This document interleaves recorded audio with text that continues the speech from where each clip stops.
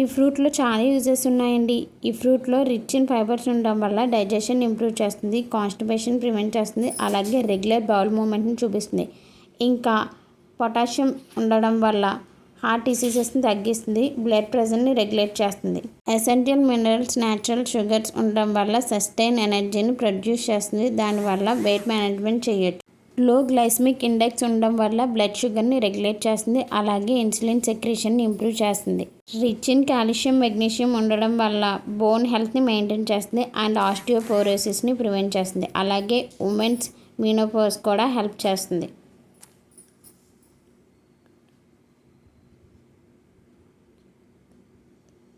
Anti oxidants ఉండడం వల్ల skin హెల్త్ని మెయింటైన్ చేస్తుంది, స్కిన్ హెల్త్ని ప్రొటెక్ట్ చేస్తుంది.